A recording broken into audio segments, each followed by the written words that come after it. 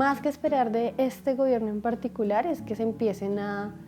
sentar unas bases reales en las instituciones que garanticen y cumplan con sus objetivos misionales. Que la Unidad Nacional de Protección, por ejemplo, pueda empezar a hacer su rol de proteger a las personas con un riesgo en su vida y en su integridad, y garantice individual y colectivamente a todas las personas que requieren de esta protección. Entonces, que se pueda garantizar que en materia de protección a defensores y defensoras de derechos humanos las instituciones cumplan lo que tienen que hacer frente a su misionalidad. Alrededor de las expectativas del nuevo gobierno, las organizaciones sociales, la sociedad civil en su conjunto, tiene, digamos, unas grandes esperanzas en la forma en cómo actúa el Estado. Primero, en la relación del Estado y las entidades públicas con la sociedad civil, sus organizaciones y sus liderazgos. Lo segundo, la voluntad del Estado en relación con la voluntad de cambio político y social alrededor de las garantías de los derechos sociales, de los derechos culturales, ambientales de los territorios. Y lo tercero es que el Estado de una u otra manera asuma ese estatus dentro de la sociedad para poder garantizar condiciones de vida digna, de paz y de democracia, y que se pueda profundizar y que de una u otra manera Colombia pueda transitar de esos periodos de guerra, de conflicto, a unos periodos que posibiliten la defensa de la vida y su garantía. Bueno, uno, que se dé una mayor aplicabilidad frente a todos estos mecanismos y protección que se tienen. Colombia es uno de los países donde tiene mayor leyes, normativas, decretos de protección a defensores y defensoras de derechos humanos. Incluso hay protocolos específicos para las defensoras, porque pues son ellas quienes de una manera más exacerbada sufren diferentes violaciones y vulneraciones a sus derechos y a su labor como defensoras, pero en la práctica no se hace. Entonces, de este gobierno lo que esperamos es una mayor aplicabilidad, pero además también una insistencia a estas entidades, por ejemplo, como es el caso de la Fiscalía, a no dejar muchos de estos hechos de graves violaciones a defensores y defensoras de derechos humanos en la impunidad, sino por el contrario, que insista en que la Fiscalía cumpla su papel de investigador, pero además allá que se siga todo el tema de los protocolos y que la Unidad Nacional de Protección pues cumpla también como con estos mecanismos. Además de buscar que en los espacios donde se hable de políticas públicas para la defensa de los defensores y defensoras de derechos humanos, pues no sean solamente un tema de unas reuniones entre algunas partes, sino que también se tenga en cuenta pues la voz de quienes defendemos derechos humanos.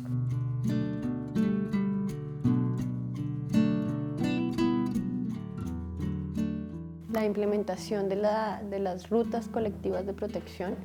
creo que es determinante, también teniendo en cuenta, por ejemplo, los enfoques de género, interseccionales, étnicos, a los que haya lugar en estos casos que requieren la protección. Entonces,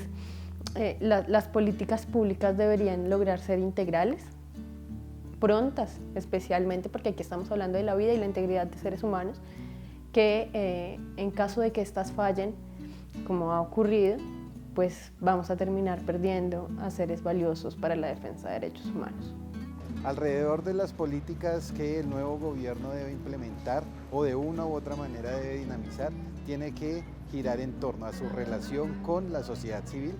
2, a su relación con el Congreso de la República y que puedan tramitarse las leyes que posibiliten la garantía de los derechos humanos, la profundización de la paz y la garantía de las condiciones democráticas. Y 3, de una u otra manera hay que garantizar, armonizar la actuación del Estado, ¿sí? La gestión pública debe enfocarse en torno a estos proyectos que permitan profundizar la paz y que permitan garantizar la vida de toda la sociedad en su conjunto, con un especial énfasis en los liderazgos y en las y los defensores de derechos humanos, ¿sí? Yo consideraría que más de implementar nuevas políticas, habría que implementar las que ya están. Insisto, hay protocolos para las defensoras de derechos humanos que a la fecha no se han implementado. Hay incluso protocolos que algunas entidades, la Fiscalía, la Procuraduría, la misma Personería, la Defensoría del Pueblo y específicamente la Unidad Nacional de Protección, tendrían que ya estar funcionando, tendrían que ya sus funcionarios y funcionarias tener el conocimiento, pero eso no se tiene en el momento.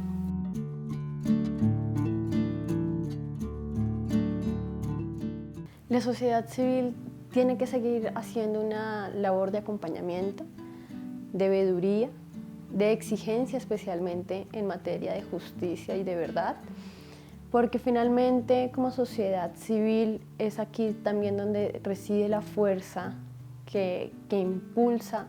a las comunidades, a las personas, a no desfallecer en esa búsqueda de la justicia que para los defensores de derechos humanos siempre es una tarea bastante difícil. Estos casos generalmente tienden a estar en la impunidad y que la sociedad civil pueda seguir exigiendo que estos casos avancen y se esclarezcan, que no queden ahí en el silencio, que no se archiven, implica que la sociedad civil sigue observando, acompañando, exigiendo, haciendo memoria sobre los crímenes contra defensores y defensoras de derechos humanos.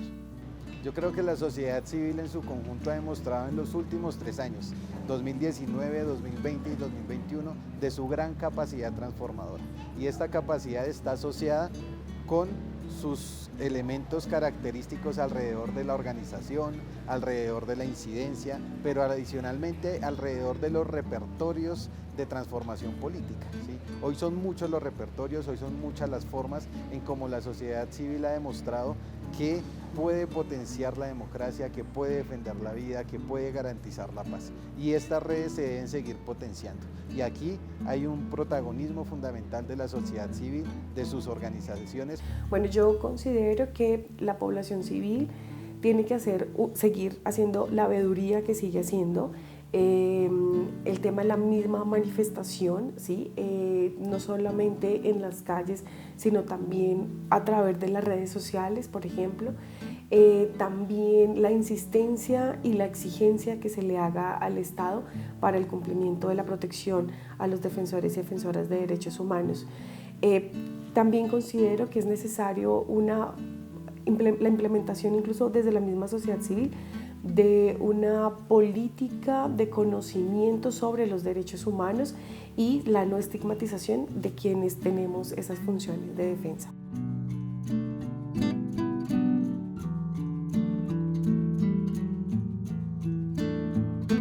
Yo registro con mayor preocupación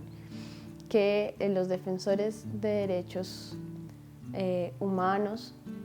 ambientales y de seres sintientes como los animales han emprendido unas luchas que muchas veces no son tan visibles, ¿no? Cuando nosotros hablamos de derechos humanos pareciera que nos quedamos solamente en lo humano,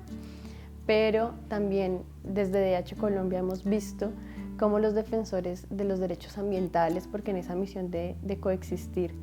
deberíamos estar todos, no lo pensamos, no lo vemos así, no lo visualizamos así. Entonces sigue siendo bastante importante pensarnos esas otras realidades y esas otras situaciones que para Colombia siguen siendo muy importantes. Es importante para Colombia garantizar la vida de las y los defensores de derechos humanos y sus liderazgos sociales en diferentes partes del territorio nacional, porque esto está en sintonía con que Colombia sea una potencia mundial de la vida, como lo ha propuesto el nuevo gobierno. Garantizar la vida de las y los defensores debe estar en sintonía con la posibilidad de que Colombia transite a ubicarse en el mundo como un Estado capaz de solucionar sus problemas sociales, de superar la violencia y de garantizar la paz de forma integral para todos y todas los colombianos. Bueno, la importancia es porque nosotros y nosotras somos quienes estamos velando para que tanto las políticas, tanto la normativa, tanto como es el actuar cotidiano, no vulnere ningún tipo de derecho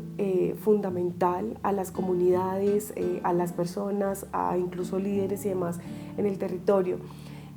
Nosotros y nosotras nos convertimos en los ojos, en el actuar, en estar visibilizando aquellas injusticias, aquellos hechos de impunidad que se cometen y que siguen imperando en el territorio.